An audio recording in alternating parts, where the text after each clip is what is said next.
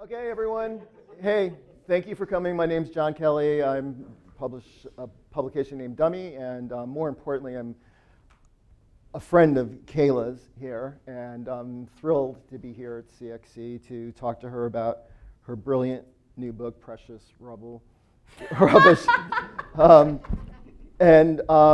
Thank you for joining us. And let's just get started here. I did that the first time I sent you an email about it too, actually. You called it Precious Yeah, Rubble?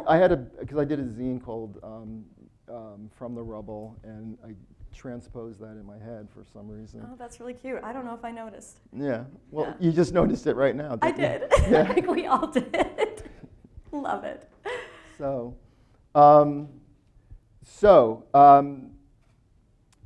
years ago, you, me, and Mark Newgarden started a thing where this was still in its infancy, or it was getting closer to it. And Yeah.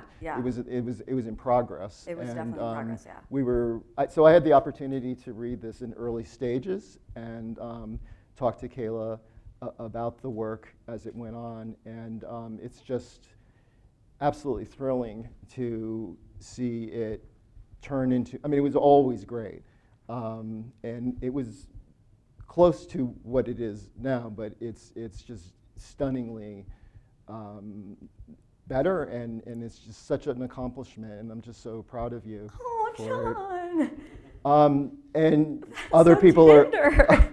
Other people obviously are noticing you're getting a lot of attention for this. So I think in those early conversations when we were talking about the material there, it was, well, I'm gonna read something that I wrote for the Comics Journal about this that was really sort of a. We combined a bunch. We did hours and hours of talking. That we did it on Zoom. We did, yes. And then Yes. took all of that material and put it into a much condensed form for the Comics Journal. But my intro for that was me describing the book. I said, I wrote, "Some say that revenge is a dish served cold. Precious Rubble, Kayla E's first collection, rubbish." I say I did it again. First collection of comics is revenge served with word balloons and drawings and puzzles and paper dolls. This is a book that, at first glance, looks, like a lot of fun. It's not. No, it's It's not a fun book. And when we were at the just at the queer brunch a few minutes ago, You were my ally guest. well, you described the book as, it's a book about my horrific childhood. Is that what I said? That's what you said. Okay, yeah, it wasn't yeah. scripted. So I don't really need to introduce it any further than that, but I urge everybody to read it for yourselves. It's unlike anything that I've ever come across. Oh my God, you've read so many comics. You're like literally a comics historian. It's It's kind of like your comics.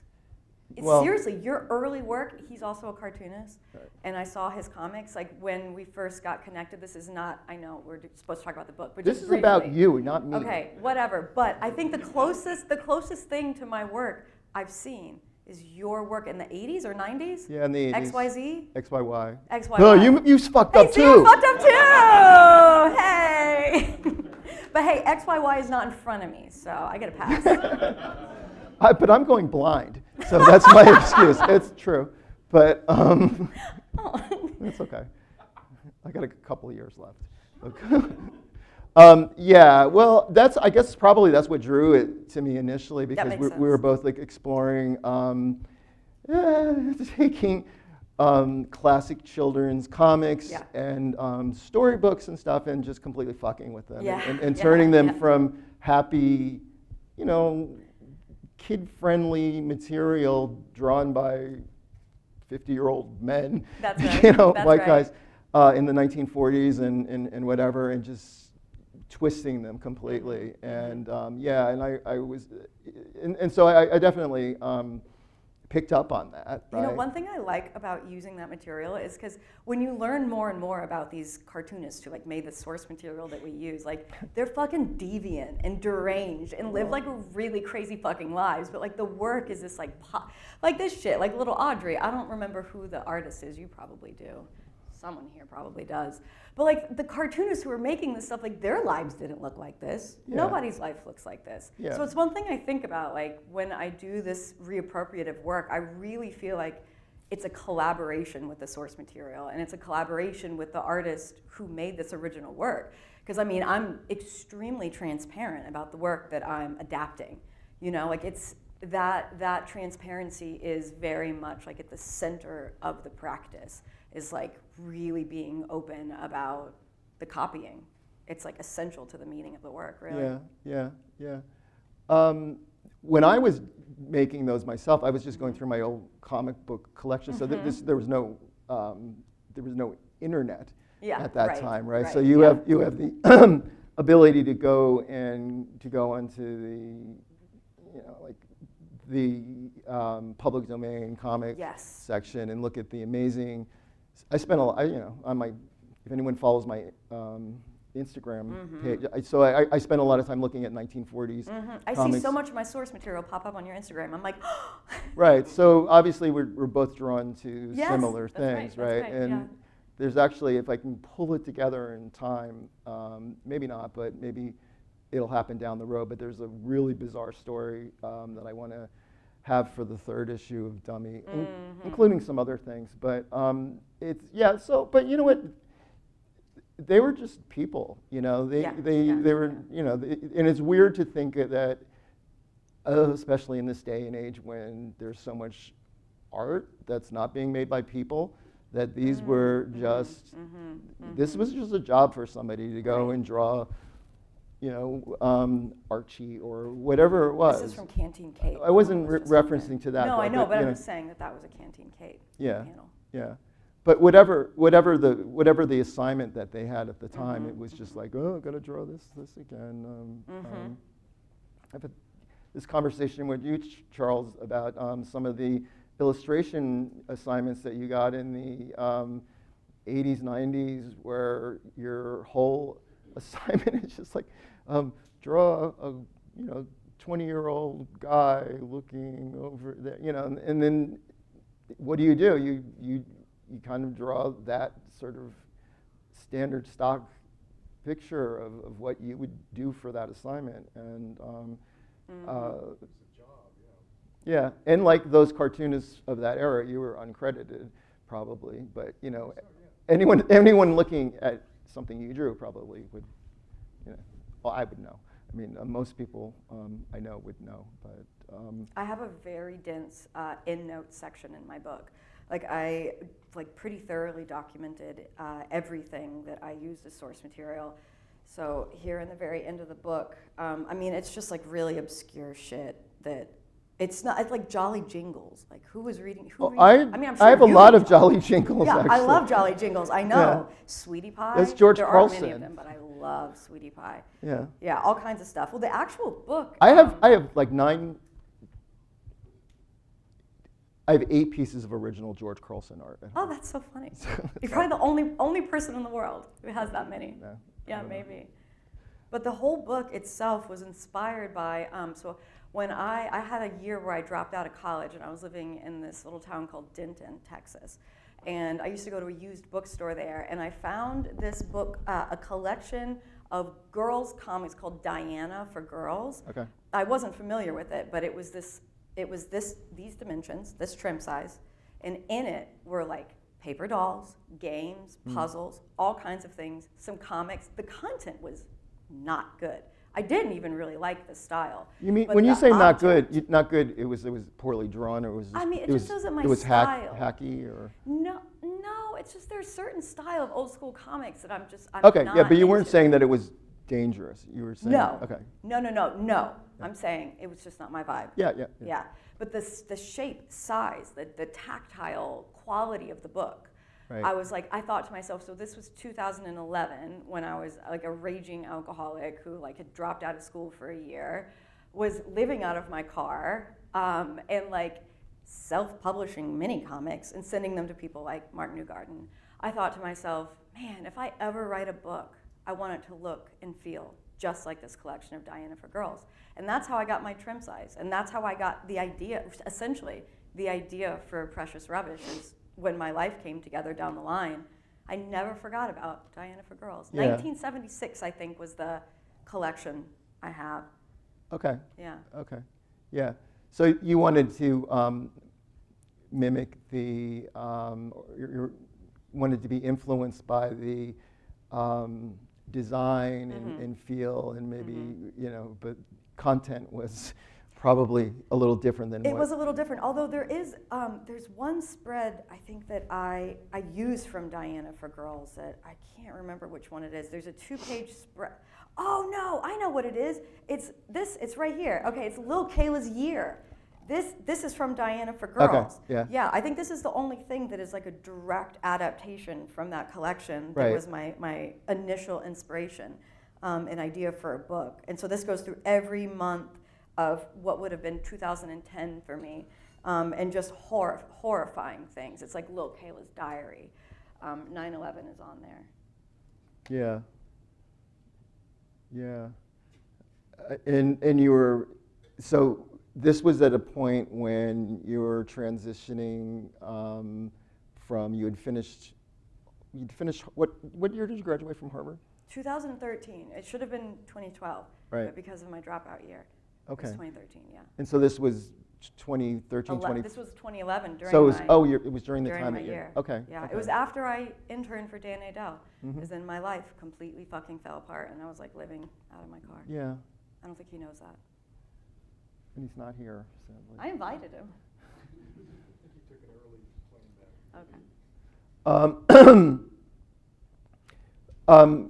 You know, we were talking about that time at breakfast or brunch, I guess, Brunch. just a little while ago, and it was something. I mean, I've known you for a while, but it was something that I've always been wondering, though. So, like, how did you get from?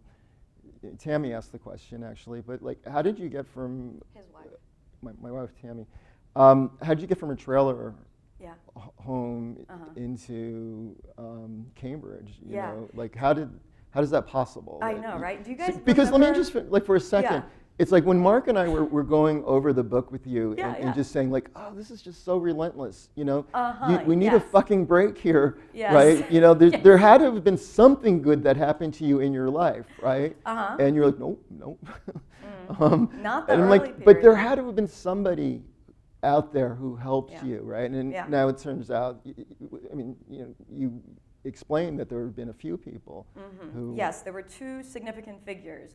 But do you guys remember, like maybe like in the early to mid-aughts, there were those billboards that said like, from homeless to Harvard, pass it on. It was, you know what I'm talking about? It was like some like white girl's face. I don't remember who she was, but I remember I used to see those when I was a kid, and I was like, that is such fucking nonsense. Like, no one goes from homeless to Harvard. And I ended up homeless in high school because my biological mother kicked me out of the house because of my art, actually. Because of my art about her that she found under my bed. And she called me an abomination. That's what she said. And so then I was living at friends' houses. And at that time, so this was like my junior year of high school, I had no idea that I was in the top 10% of my graduating class. I had no idea. And this like really fancy man in a suit, very much like you, came to my high school, and he invited the top 10% down to speak with him because he was a representative of Harvard. And that was where I found out my ranking. No one had told me. And so I go down there, and this elderly man who's just like so fancy, and he's talking about Harvard. And again, it's always been a joke for me. I remember I stole a sweater from a thrift store once in 8th grade that said Harvard, because it was like a joke. Like Right. It's like the pinnacle of wealth and privilege. And it just, to me, was just like, it was sort of a punching bag. But I thought it was so funny that like, here's this little Harvard man, like, and I have access to him, like. Sure. That's so weird. I thought I was literally going to drop out and join a whittling community in Arkansas. I like met some homeless guys. He was a glass blower actually, but at the time he was unhoused on the train, and he told me about this whittling community. So I was like, I'm going to hitchhike or try and take jump on a train. not graduate and go whittle. I don't even like to whittle. But I met this man, his name was Nash Flores. He was a philanthropist in Dallas and an investment banker.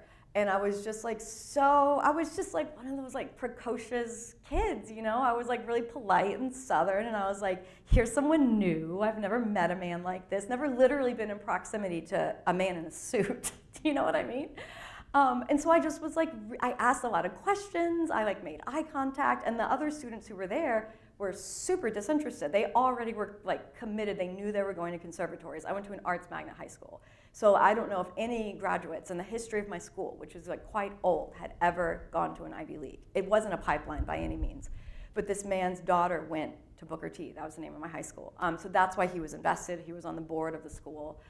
And apparently he was taken with me, this like precocious girl in like hand-me-downs with fucking matted hair, you know what I mean, and like broken glasses, who just like seemed so perky, I guess. But so he wrote to my counselor, and he told my counselor he thought that I had potential and that like I was like special or whatever.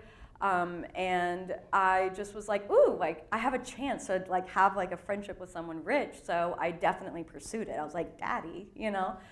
So I wrote him a letter. I sent him slides of my art, which definitely ages me. And he responded and invited me to his fancy high-rise in downtown Dallas. And we talked for a few hours, and I told you this, come to find out, that was my impromptu Harvard interview. I had no idea that that's what was happening. Again, I was just like taking advantage of the kindness, you know? Right. Like I think he gave me like a can of Diet Coke from his fridge, which I was like, oh, free soda, you know? I mean, literally, like that's how poor I was, you know? Like, Sure. I mean, my bio mom loved Dr. Pepper. She called it tonic. Oh, fucking kill me, disgusting. But it was sort of a lavish luxury when she got her tonic and let me take a sip. But anyway, I digress. This man made me promise to apply to Harvard at the end of our interview, apparently. And I told him, I was like, Mr. Fancy Flores, his name was Mr. Flores, I literally am living at my friends' houses. I don't have access to the internet. I sure as fuck can't pay for these expensive SAT subject tests. Like, are you kidding? They're like $100 a test. It's like, how am I gonna like get any sort of like prep, like ACT, SAT prep? Like this is just impossible. I cannot make this promise to you. I don't have access to like commit to this. And he said that he would give me a key to his office and let me come in after school, use his computer. He would pay for all of my SAT subject tests, and I could use his free postal weight thing, you know, like you put it on there and it prints out the postage, and he would mail it for me. So he paid for all of my, I applied to a bunch of fancy schools because Okay. I was like, why not? Like, this man's footing the bill, you know? If I'm gonna take the SAT subject test. I gotta get into one of them. I got right.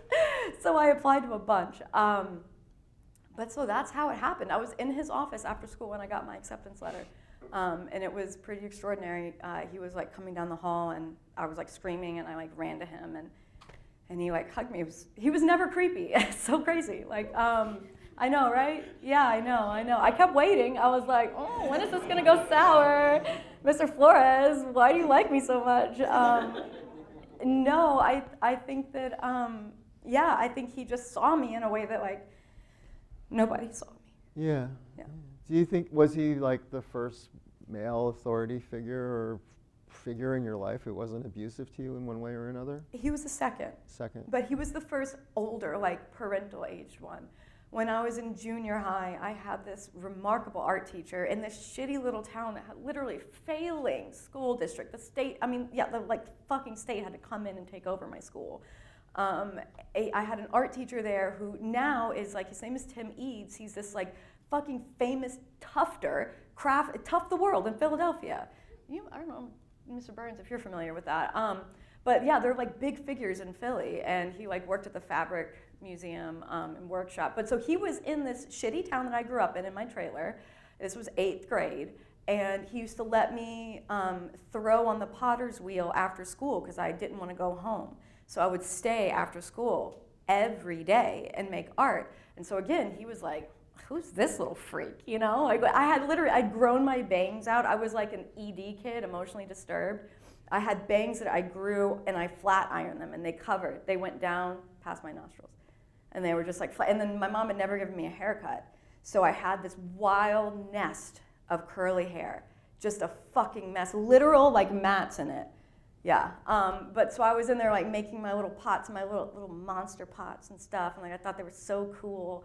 And he had heard of this arts magnet school in downtown Dallas called Booker T. And so he was like, Kayla, you have to apply. And I was like, how? And he was like, I will help you. So he helped me. He like got the paperwork. He set up my like aptitude test that I had to take. So it was a public school, but it was a magnet school.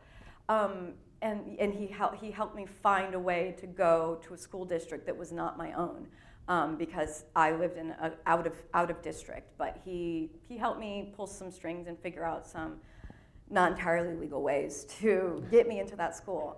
Because out of district, I would have had to be put on a waiting list, and I never would have gotten it, and it would have cost tuition because my parents weren't paying taxes in the Dallas ISD. So, and I just knew it was never going to work out, and he knew it was never going to work out. But so that's how I got to this really cool arts magnet high school so he saved my life first, but he's not that much older than me. He's like maybe 10, 15 years older than me, so okay. I didn't really project daddy onto him. That was Mr. Flores' role, yeah. But he's no longer with us. Mr. Flores is not, no. But I got to see Tim Eads and his wife very recently, actually. They came through North Carolina because like they're super cool crafters, so they were going to Penland for like a residency or something. It's just amazing. Like he went to Cranbrook. I mean, like, why was he in this shithole in Texas? I don't know. It's like, that's part of my spiritual practice, is I choose to look back on that and say that like God was protecting me. There's no other explanation. I certainly had nothing to do with it. So I just like have made a decision to look at both of those parts of my life and just tell myself that like I was being held and protected by a higher power that kept me alive and like allowed me to like go to places that are extraordinary, that people like me, we die. Yeah. We sure as hell don't end up in a really cool comics festival talking to a comics historian in a suit. Like, it just never happens. Yeah. It never happens. Like, I think that I don't know why I was spared. I don't know why I was protected. I'm grateful for it, but with this like one life that I have, I'm deeply grateful to be here, because I should be long gone by now. Well, we're all very happy that you're not. I know, me too. I think you're and I think you're just getting started, right? That's right, yeah. Oh, now absolutely.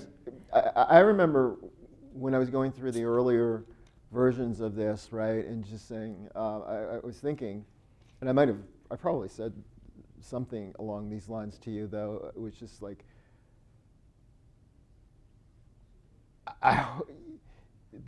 recovery is a reoccurring thing in your life, right? So there's actual recovery from substances. That's right. Yeah, almost 9 years sober. Congratulations. And then there's recovering from, I wouldn't separate them too far, but there's the PTSD recovery and everything. Yes. One and the same. What you've been saying several times that I've heard is that I was just hoping that you would get some relief when this was done, right? That this would be a cathartic experience to a certain degree. And I in my piece in the Comics Journal and in conversations with you, I'm like, yeah, you're really fucking going after, people, you're. I'm not holding any of their secrets anymore. Yeah. Right, and you're going full throttle. I'm still holding secrets for my rapist, but maybe that'll come out someday. Well, if it does, it does. If it doesn't, it's really your decision. You gotta pray on it. Right. But this experience, though, has not provided you with any relief, right? The writing of it didn't. The writing of it was a fucking nightmare. And I wrote most of it while I was in active addiction. Sure. So it was like self-flagellating in a way. It was like, but I also was just desperate to try to figure out what happened to me. I had no language for this. I didn't know I was a survivor of incest. By the way, y'all, belated content warning. I'm so sorry. Wow, just like throwing out those words. Usually I say that in the very beginning, and I forgot. I'm so sorry. I think I also wrote in my intro that this book should come with a trigger warning sticker You know or what? something. A reader told me that it does, and now I've stolen it. And I tell people the word search is a literal list of. It's a content warning, Okay. and you have to find the words yourself: alcoholism, codeine, depression, dyke, exorcism, incest, neglect, vodka, rape. So it's the very first active page of the book, but besides the little like intro thing here, you know, that's like my journal from when I was a kid. Yeah, So there is a content warning. there is, but you also have to like discover it, right? You have so to discover it, yes. You have to find the language. It's like a surprise you're not happy to get. Yeah. Right. Yeah, you're like, ooh, a crossword puzzle. What You're am like, I oh looking for? fuck, look at this. Yeah. And a lot of the book is like that, right? You know, for some people, they may be looking, oh, look at the bright colors, the Yes. children's motifs, you know, it reminds me of the comics I read as a child. Oh, yes, that's why I And, get so many boomer men like to become fans of my work. It's amazing. Like I'm this like queer, Latina, lesbian, you know, whatever. But like a big part of my readership is this community of people that I fucking adore. And it's like the boomer generation that like understands the source material and is like drawn in. And then here they are, they're like childhood. And then they're like, whoa, this is really dark. But then they're like, I have so much repressed pain.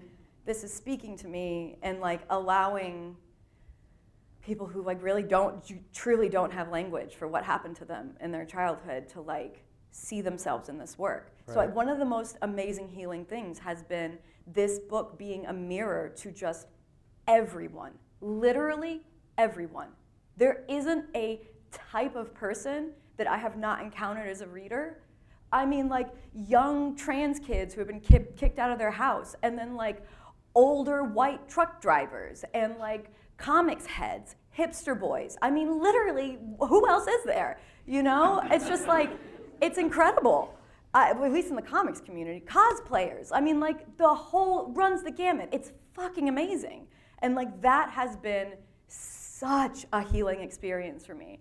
And like I'm pretty reclusive. I have a hard time leaving my house. I've had a hard time talking to men. When I first was making this work, I identified as a misandrist. I mean, I was like ready to kill any man who touched me, looked at another woman a certain way. I mean, like I was kind of fucking, I was like a live wire before sobriety and stuff. But now it's like it's so easy. I feel like open, and I feel like mutual warmth and understanding, and this like equalizer that the work somehow creates between me and the other, you know, my other, which is whatever you can understand as the inverse of how I identify. And it's fucking incredible. It's been so healing to have these kinds of meaningful interactions with people that are so unlike me. Yeah. Yeah, I love it. Well, I think the other thing that I've heard you say is that the relief comes from the, I don't want to say reaction that you're getting, but the meeting the people Right. who it's touching. And, Right. and as we were walking from the Arts Center to the car to drive over here, I'm like, fuck, we're gonna be late, right? But there were so many people coming up to you and grabbing you and just wanting to connect with you. Isn't that so cool? Well, Yeah, it's it really is. sweet. It is, and so it's powerful. Right? It is. Yeah, it really is. Um, Yeah, and it's not. I didn't expect this. I thought the writing of the book was so terrible, so like, of course, the sharing of the book is going to be terrible. What other option is there? Like, there's no healing in this. Like, and that's why it took me so long to publish this book. I mean, I started writing it 10 years ago. I mean, I pitched it and got it acquired by Fantagraphics 4 years ago. Right. And it was like in a publishable state. I could have just like pushed the button and had it fly to the printer. But I just like, I wasn't ready. 10 years ago, you were still active in your alcoholism, I right? was, yeah. So it's like, can you imagine what your Impossible. response would have been? Impossible. Right? It would have destroyed me. Yeah. And it would have ruined my relationship with my family. Protecting them was my Oh, priority I thought at all costs. that was the goal of this, to ruin your relationship. I'm It's joking. already ruined. Yeah. Yeah. Yeah. That by my doing, I consented. Well, I had agency in it. I became estranged from my entire biological family. Right. All of them. Right. So there's a question I've asked before, Yeah. but I can ask it again Yeah, now yeah, since yeah. we haven't talked about it in a little while. But anything? Nothing. You've not heard anything from any Nothing. family members about Nothing. this? Yeah. No, Do no. you feel like you have a target on your back that you're just Absolutely. like, there's a shoe that's about to drop? absolutely. And, yeah, so you're just like 24/7. waiting for that Yes. something, whether Oh, it's yes. a legal subpoena or Yes. it's, just like, fuck it, like whatever it is. Absolutely. Of course. Yeah. Of course. I'm not delusional. They're criminals. Right. I literally think there's a body count. Like, they are fucking scared, especially the men in my immediate family. I mean, my bio mom is like, literally, her body's like rotting. She can barely even change her own diaper. So I don't know if she's like causing physical harm to anyone anymore, but she's pretty creative. But no, the men that I'm biologically related to scare the fucking shit out of me. They're this, when I watch when it's like, oh my God, my wife, it makes her so sad because like we both love crime, true crime. Oh. I watch it because I'm like, ooh, this is so Not cozy. actual crime. No. Okay. We love crime content, true crime. And I watch it because it's like, it mirrors me. I'm like, ooh, like this psychopath, like his childhood looks just like mine. Like Right. I could have been just like that. And like, it makes me feel so grateful for how my life turned out. But when I hear these backstories of these serial killers, literally the exact same childhood as mine. And like it makes my wife so sad because she likes it. She had like a better childhood than me. So it's just everyone kind of you pretty much did. yeah. I'm sorry. There's probably some others that had bad ones too. Yeah, no. So my point is that I'm really actually like, I don't live in fear. I live in a conscious awareness that they could hurt me or worse.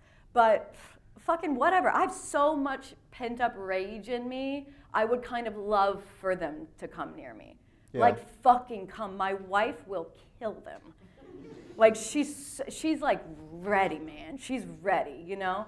But we're just not going to take that first step. But so in my next book, I actually follow that through line. My next book is called I Will Give You Rest, and I'm like deep in it. I have this new comic called They All Saw, okay? They All Saw. And it has my bio mom, dad, and brother looking like fucking rotting pieces of shit, marching to my door, and they're all carrying saws. And they're coming to kill me. And so in the house is me as me. I draw me with my tattoos, which I never do. Still the same ugly head. But my body is my body, wearing like that blue outfit I wore like 2 days ago. Your jumpsuit. My jumpsuit with little clogs that I like to wear, not cowboy boots. That's in the paper doll that's coming. But so I'm sitting there, I'm like drinking tea, and I'm like eating a little apple, and I'm like reading a book.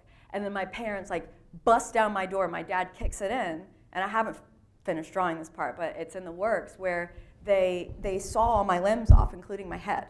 And then my head becomes a character. Her name is Deadhead Kayla. And she goes to heaven, and God says, I need you to go back in time and convert. I'm Christian, so I've had a conversion. I'm cool. I always tell people, come on. Yes, I know I'm Southern, but like I'm a cool Christian. It's possible. Just look up mysticism, and you'll see that there are cool ways to be a Christian. So Kayla goes to Deadhead, ends up in heaven, rotting corpse, worms coming out, you know, the little X's for eyes. And God is this big like shell oyster thing that I draw all the time. You can see pink and red there. That's my interpretation Okay. of God. So she's always on these borders in the center of God. So she tells Deadhead Kayla, go back to Earth, convert little Kayla so that she can have a good role model, so she doesn't become a serial killer, essentially. Because like, what do you do when your only role models are psychopaths? How do you learn how to love? How do you learn how to care? So in this story I'm writing, yeah, Deadhead like legit like saves little Kayla's life, and so Deadhead comes down to Earth, and little Kayla picks up the big heavy Deadhead and sticks it on a stake that she has in her house, just like a stake on a stand, and then she can carry Deadhead around. And so Deadhead only speaks in scripture, like. And I usually only quote the Book of Job from the Bible because the angst is so relatable, but I've been trying to revisit the text to find more language about God as mother and father, which has become a really integral part of my spiritual practice. Is I don't feel like an orphan. I have a great mom and dad. She's God. So that's the new work, yeah. Awesome. It's going even further than Precious Rubbish. And I mean, you said earlier that most of this was written during your active years before recovery, Yes, right? that's So, right. So this new work that you're doing is, you're a different person I'm doing a it. totally different person. Yeah. It has an entirely different vibe. And it's a joy to make this work. And it's so bizarre because I'm going so much further than I could have gone with Precious Rubbish. Yeah. And I think it's because I have all this time in recovery. Like, I've integrated this trauma. Like, I live with it. And it's like, it's not homey, but like I'm at home with who I am and what's happened to me. I don't regret it. I actually would not change anything about my life. Right. Like, I have so much gratitude for the moment that I'm in right now and everything that has led me here. Yeah. And so coming from that place, I'm braver. I have more distance from my abusers.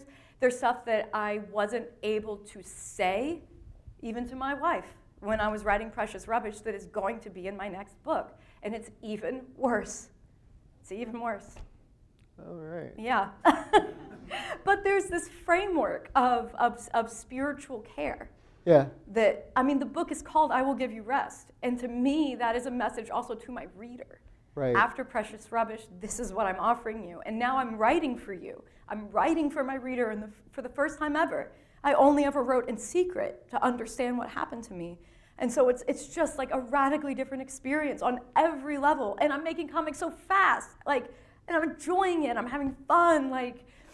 It's weird. I didn't know comics could be fun, honestly. I thought it was we're all insane. Why are we doing this? It's so painful. It's just traumatizing, just cutting myself open and just gutting it every day. Why am I doing this? You know? Well, it's all the glamour. It's the money. Yeah, Oh and my the money. God, Yeah, it's the yeah, money. yeah. Yes, I love being so rich from this. You said you also. I mean, you're using a new color palette for this work. But okay, so Yes. get to that. Martin Newgarden told me to do it. I sent him some of my earlier stuff, and from this book, and he was like, "You ever thought of changing your color palette?" And I was like, "No." Yeah. It's that's a really good idea, so I did. Well, Tammy will tell you that I listen to everything that Mark says. Everything he says. Well, God, pretty much. we're such simps.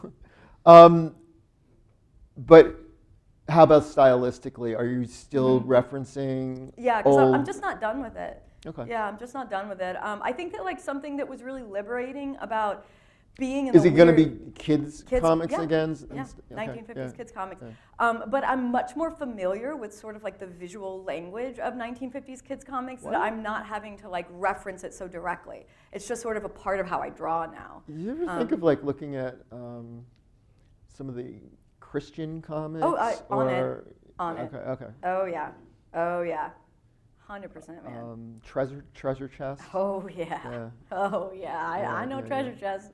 I got them PDFs on my computer. I read them all the time. There's that Armageddon one that I'm really trying to figure out how to adapt. Because the story sort of devolves. It becomes a lot less interesting, that particular issue. But Wait a minute, a story in Treasure Chest gets less interesting? it does, yeah. Because it starts with the apocalypse. Oh, okay. Yeah. And then it's just Where are you going to go from there? Yeah, I think I just have to excerpt the apocalyptic bits and adapt those and then figure out how to carry on the story and complete it with my own imagination because I can't use the source material to carry me through the rest. So I'm curious though too, it's just that when you're finding these stories that, see I can't say because I'm looking the other way, but I know on some of these slides you have the reference page yeah. and the page that's in the book here, right? Right. And you can go, oh, right? I mean, I think on a certain level, people who have read those comics intuitively feel it, right? Mm-hmm. And then there's just the way that the framing and all of the stuff, and it's authentically feeling like that stuff, Okay. that Hell yeah. material. Well, it does to me. So Good. I'm glad to hear it. but I wasn't able to go oh, that's from Archie's, Yeah. whatever, number Absolutely. 74. Yes. But probably somebody could, right? I guess the question I had is how do you know when you, yes. Mm-hmm. You're flipping through something, right? And you're Yeah. oh, that's the perfect image for me to tell Yeah, the story yeah. about the time that I was hit over the head with a sledgehammer and thrown off a cliff and then, and drowned or whatever it was, like Rasputin. Exactly. Well, I actually have a word for it. It's a hideous sparkle. Okay. That's what I call it. So I like to just read public domain comics for fun because I'm just like a comics loser nerd, So I'm just like reading this like old shit, and then it'll just sparkle, man, and I'll be like, oh, this like awful nightmare I had about my dad last night. This is how I'm gonna explore it and make sense of it. And so it's just like that. I'm not thinking deeply about anything. It's entirely intuitive. Everything I'm doing. But you're often using the framing of the entire page to reframe it into your own world. Yeah. So it's not just like an initial inspiration for something. You get like, I have to write something that fits this using this, if you just turned it all into black shapes or something, right? Right. I have to write a story that fits this. That's actually how I make the comics. I write it after. Yeah. I mean, I have some comics that aren't written at all that are entirely drawn. Fucking finished. Speech bubbles, caption boxes. I have no idea what's coming next. It's something I just have to kind of like pray on it and be like, all right, like how do I articulate? I really, okay, so like, let's just be for real. Like, I'm really Christian. Like, I think about it all the time. Like, it's the thing that keeps me from wanting to kill myself. Okay. And so I tell myself when I'm making these comics that it's like sort of my direct connection to my higher power. And so if I just sort of like crack open my head and I let my HP sort of come through me, then I make really good comics. If I just let her do it through me. Essentially, I become Deadhead, That's kind of where I got the idea. So I don't know what's coming next, but I trust it.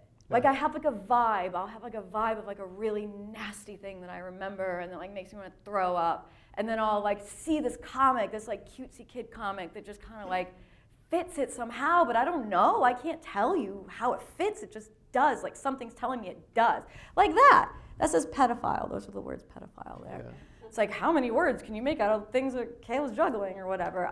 So that would just come to me, and I'll see it, and I'll be like, oh, like sexual abuse. Why does this make me think of that? And then like as I drew her juggling, I'm like, what's she juggling? I don't know. And then it comes to me, and I'm like, oh, this is where I was meant to land this entire time. And so that's what my practice is like. It's just saying yes to that intuition and really trying not to get too much in my head about it. Yeah. I guess where did this start? Like you've had the first time that you had the idea that I can fuck with these comics. And yeah, I was drunk. Well, okay, you were drunk a lot probably. I was, yeah. During that time. So. I was. Yeah. So briefly, I think, what do we have? How much time do we have left? 2 minutes? Are we 2 2 minutes till Q&A or 2 minutes till? No. Okay. Oh, because I'm looking this way. Yeah. That's my bad. Well, should we do 2 minutes of Q&A or should I answer the question? Answer the question? Okay, word. Okay, 2 minutes. Oh my God. Okay, so I graduated from Harvard. I had no money. I was like, I thought I was going to be an artist, but then I realized I don't have a trust fund, so like I can't do this, and so I'm a failure. My mom told me she had cancer, unverified. So I moved back to Dallas to move into my father's house in the childhood bedroom where awful things happened to me. So Harvard grad, just really fucking killing it. I threw away all the art that I brought from Boston to Texas because I didn't feel like I deserved to own that much material. I didn't deserve for it to take up the physical space that it did, and I was making enormous oil paintings, sculptures, puppets, all kinds of stuff in the dumpster. So where Precious Rubbish came from is that I still had the awful urge to make art. I could not squash it as hard as I wanted to just fucking make it disappear. But I had a laptop, and I acquired the Adobe programs, and so I was like, I'll just make art that literally doesn't exist. So I made my very first page of Precious Rubbish, which is technically page 2 of the book. So this one where little Kayla dies by suicide is like the first page of comics. That's how it starts. And so this was the very first thing I ever drew, and it came out like this. Because this is just I was just living in the world of mid-century kids comics. That's all I thought about, all I cared about, all I researched, all I collected. So it literally came out fully formed. And this isn't referencing anything. This was just out of my own head. Okay. Color palette, font, logo, all figured out first time I drew this. It's very strange. And then I just essentially copied myself to make more. All right. Did I do it in time? Okay, I think we're done. Do we have